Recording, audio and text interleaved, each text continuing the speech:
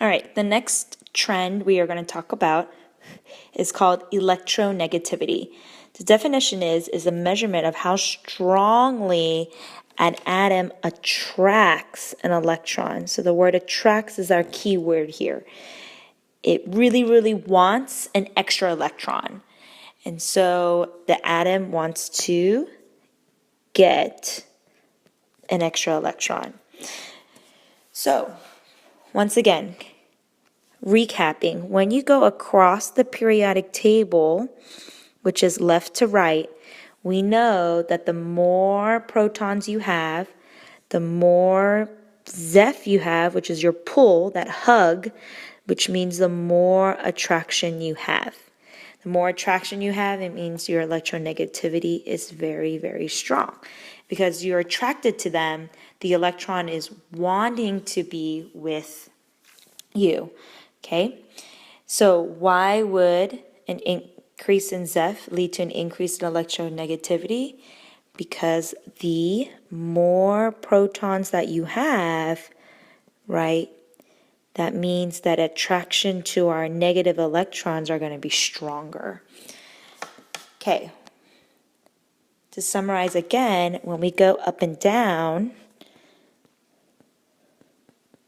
the periodic table, the most important thing is our electron distance. The larger the distance, right, the smaller the attraction, because out of sight, out of mind. That means we have a low electronegativity. That means it doesn't really need or want that extra electron because it's so far away, they don't think it's really that important. So, why would an increase in electron shielding lead to a decrease in electronegativity? Because the more energy levels that we have, those are your rings, less desire for the electrons because it's so far away. Okay, so if we have the periodic table here, the trend of our electronegativity is that it gets stronger to the right and up.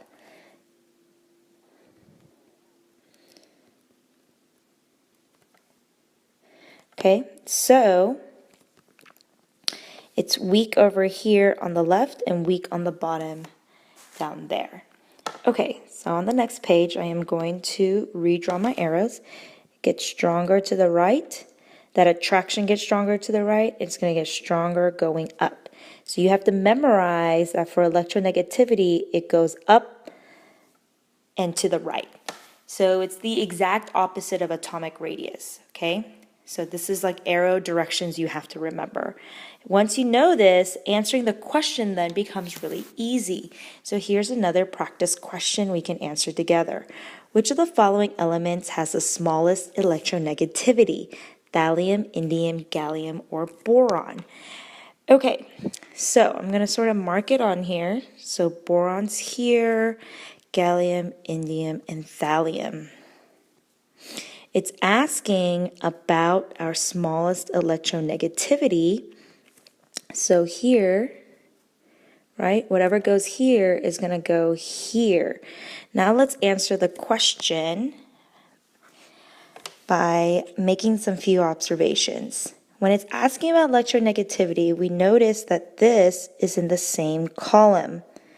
Remember, instead of using the word column, we use the vocabulary word group. You want to make a reminder arrow to yourself. So if this is going up and down, if it's in the same column, then you're going to refer to the corresponding arrow. So I'm going to draw the corresponding arrow here to remind myself. It wants the smallest electronegativity. If it wants the smallest one, it's the one that is on the bottom, which is thallium. Okay, then let's answer the question. Thallium has the smallest electronegativity. And I ran out of space, so I'm just going to call it En for electronegativity. Now, all our word choices have disappeared, but you should know what comes next. Thallium has the smallest electronegativity of the given elements in this, and instead of column, we're going to use group. Now, when you use group, you're talking about a column, right? So this word and this word and this word should all go hand in hand. And we know that whatever we put in these boxes over here, this one and this one is going to match as well. So let's think about it. When we're talking about a group, we're talking about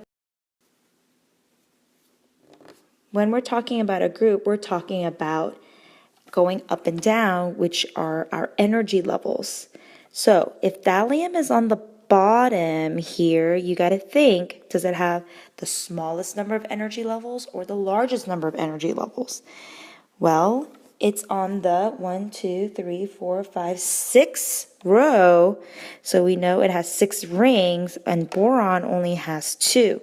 So to answer our question, it has the largest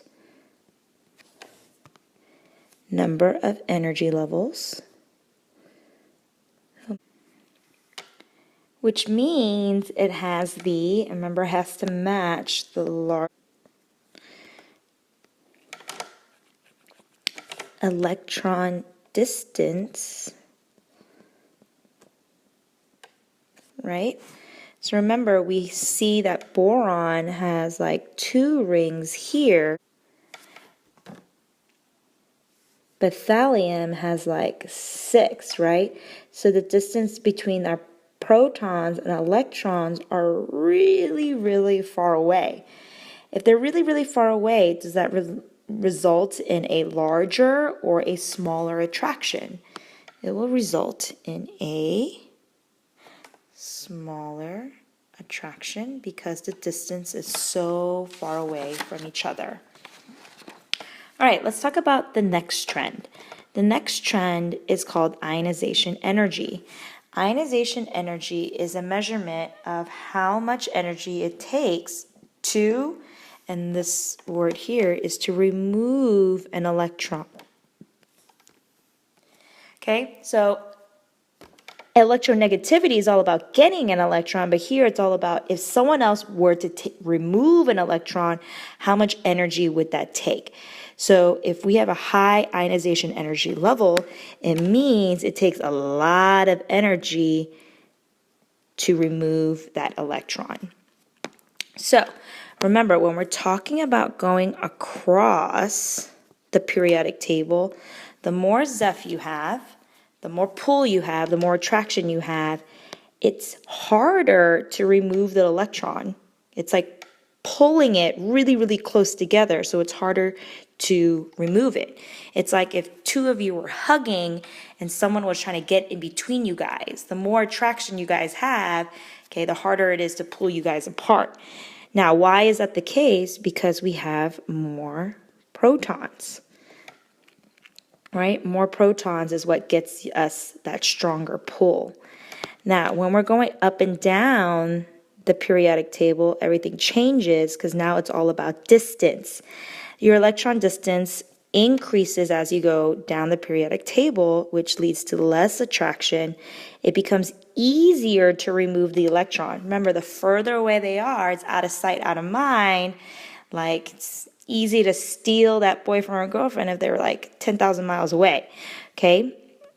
So what leads us to that is having more energy levels, right? The more rings that we have, the easier it is to pull that electron away.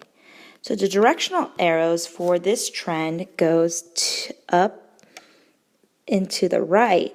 So what we're saying here, that it's easy to remove electrons from the left and the bottom, and it's very difficult to remove it from the top right.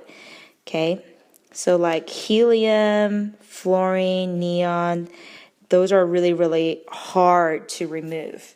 Okay, so on the next page, I redrew the arrows here. Okay, and so now we are going to answer the question. talking about ionization energy.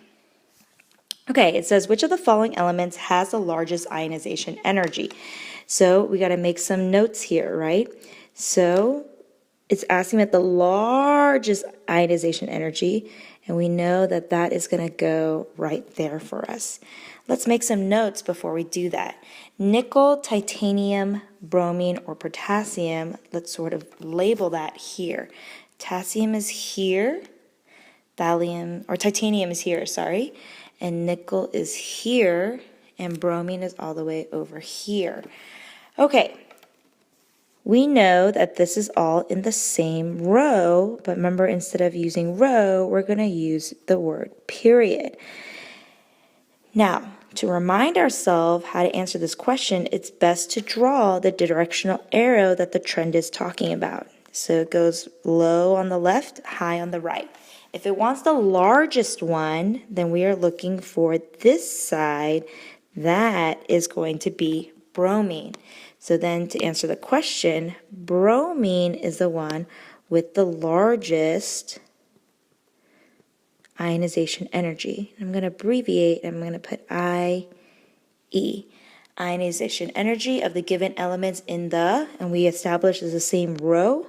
So the word period will go here. Remember, once you write the word period, there are two other words that has to match period, because we're talking about a row. When we're talking about a row, we are talking about the number of protons which lead to Zeph, which is our pull. So now, let's think about it. Potassium, right, on this left-hand side, how many protons does potassium have? Potassium has, so I'm going to make a note here, 19 protons. But bromine has 35 protons. So when you're comparing the two, okay, if bromine is our answer, are we going to say it has a larger number of protons or a smaller amount of protons? It has the larger number of protons, which means it has a larger Zeph. More protons means stronger pull, right? So here and here they match. Now we have to make a decision about this last blank here. So here, if it has a larger number of protons, which it has a larger Zeph, which is the pull, does that mean that the attraction is smaller or larger between our nucleus and our electrons? Okay, well, if you have that stronger hug, then it's going to lead to a larger attraction. All right, very good. If that's the case, then let's do a quick recap on the next page here. So you have to memorize the direction of these arrows and always pay attention to these titles. They're not always in this order, so you really have to pay attention. We know electronegativity goes to the right and up. Atomic radius increases going to the left and down. Ionization energy increases to the right and up. So atomic radius is the one that goes backwards between the two. If you memorize these directional arrows, which you have to memorize, okay, then answering the question should be easy peasy. Okay, now that we recap the directional arrows, I'm going to do one more practice problem with you. Now, this practice problem we already did, so we're going to skip to number 2. It says, which of the following elements has the smallest atomic radius? Okay, so we know we are talking about atomic radius, which we know is going to go in this blank right here. Let's make some notes to ourselves. We have to first find lithium, beryllium, nitrogen, and neon.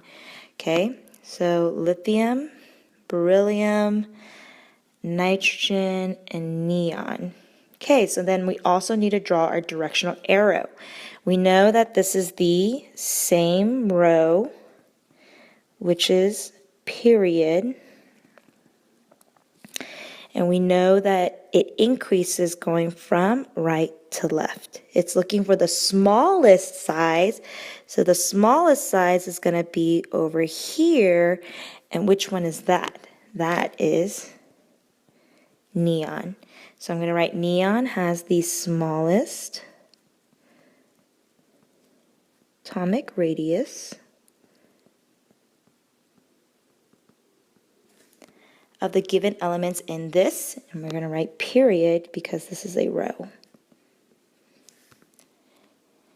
All right, so now when you are talking about the same period, okay, you know certain words need to go together. So period and something here and then something here all need to match up.